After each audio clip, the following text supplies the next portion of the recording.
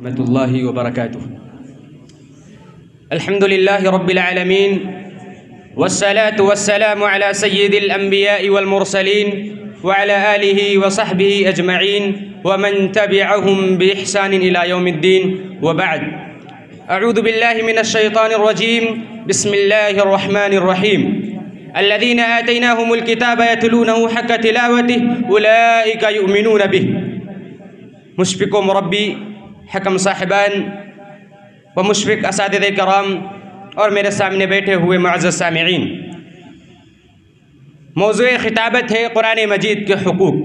محترم سامعین، قرآن مجید کتاب الہی، مقدس صحیفہ، علوم و معانی کا سرچشمہ، رشد و ہدایت کا گنجینہ، نیکی و بھلائی کا خزینہ، علم و دانائی کا ذخیرہ، حکمت و دانش اور بصائر و حکم کا دفینہ ہے۔ یہ اللہ رب العزت کا وہ عطیہ ہے جو ہمارا رہبر، ہر موڑ کا ساتھی، ہر سفر کا امیر کارواں ہے۔ یہ وہ کتاب ہے کہ جس کی ہدایت کو قبول کرنے پر ہی دنیا کی فلاح اور آخرت کی کامیابی منحصر ہے۔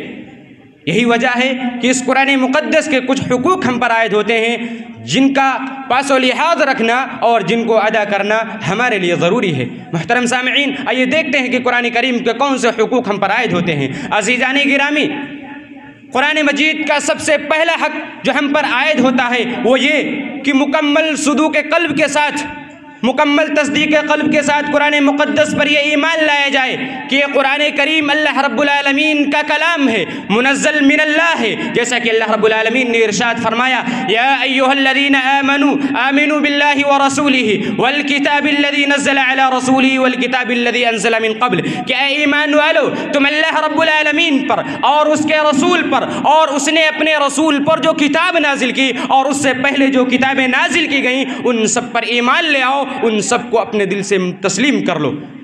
محترم سامعین، ایمان لانے کے بعد قرآن کریم کا دوسرا حق یہ ہے کہ تعظیم و احترام کے ساتھ اس کی تلاوت کی جائے، بکثرت اس کو پڑھا جائے، زیادہ سے زیادہ قرآنی آیات سے اپنے دلوں کو معطر کیا جائے۔ اللہ ارشاد فرماتا ہے، الذین آتیناہم الکتاب یتلونہ حق تلاوتہ اولئک یؤمنون بہ، کہ اللہ رب العالمین نے جن لوگوں کو قرآن کی دولت سے مالا مال کیا وہ قرآن کی کما حقہ تلاوت کرتے ہیں، یہی حقیقی مومن ہیں، اور جو اس سے انکار کرتے ہیں وہ گھاٹا اٹھانے والوں میں سے ہیں، خسارہ اٹھانے والوں میں سے ہیں۔ آپ صلی اللہ علیہ وسلم نے بیان فرمایا کہ اقرأوا القرآن فإنه يأتي يوم القيامة شفيعا لأصحابه، رواہ مسلم۔ محترم سامعین، مگر بوقت تلاوت ہمیں تجوید، ترتیل اور خوش الحانی کا مکمل خیال رکھنا ہوگا، کیونکہ اللہ رب العالمین نے بیان فرمایا وَرَتِّلِ الْقُرْآنَ تَرْتِيلًا، اور آپ صلی اللہ علیہ وسلم نے بیان کیا کہ زَيِّنُوا الْقُرْآنَ بِأَصْوَاتِكُمْ، رواہ ابن ماجہ وصححہ الالبانی، کہ اپنی آواز کے ذریعے سے قرآن کو مزین کرو۔ محترم سامعین، قرآن کا تیسرا حق یہ ہے کہ اس میں غور و فکر کیا جائے، تدبر و تفکر کیا جائے، اس کی آیات کے معانی میں غور و فکر کیا جائے، جیسا کہ اللہ رب العالمین نے ارشاد فرمایا وَأَنزَلْنَا إِلَيْكَ الذِّكْرَ لِتُبَيِّنَ لِلنَّاسِ مَا نُزِّلَ إِلَيْهِمْ وَلَعَلَّهُمْ يَتَفَكَّرُونَ۔ مزید فرمایا کتاب انزلناه إِلَيْكَ مبارک لیدبروا آیاتہ ولیتذکر اولو الالباب۔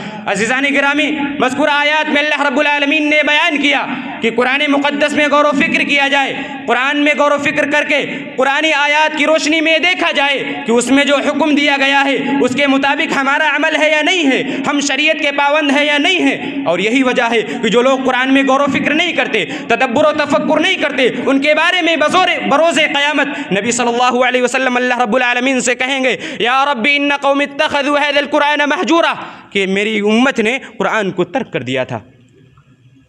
محترم سامعین، لیکن افسوس آج امت نے قرآن کو ترک کر دیا، قرآن طاقوں کی زینت بن کر رہ گیا، قرآن کی تلاوت یوم جمعہ اور ماہ رمضان میں محدود ہو کر رہ گئی ہے۔ مسلمانوں کے پاس ناول و افسانے پڑھنے کا وقت ہے، قرآن پڑھنے کا وقت نہیں ہے۔ مسلمانوں کے پاس دنیاوی امور میں بحث و مباحثہ کرنے کی فرصت ہے، لیکن قرآن میں غور و فکر کرنے اور اس کی تعلیمات کے مطابق عمل کرنے کی فرصت نہیں ہے۔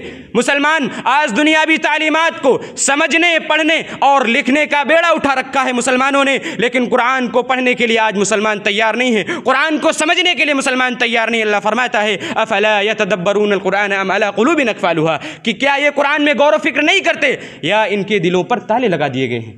محترم سامعین، قرآن کا چوتھا حق یہ ہے کہ اس کی تعلیمات پر عمل کیا جائے. قرآن نے جن کاموں سے روکا ان سے رک کر اس کے مطالبات کو پورا کیا جائے. اللہ ارشاد فرماتا ہے وَمَن لَّمْ يَحْكُم بِمَا أَنزَلَ اللَّهُ فَأُولَٰئِكَ هُمُ الْكَافِرُونَ کہ جو قرآن مجید کے مطابق فیصلہ نہیں کرتا، جو قرآن مجید کے مطابق فیصلہ نہیں کرتے، یہی لوگ کافر ہیں.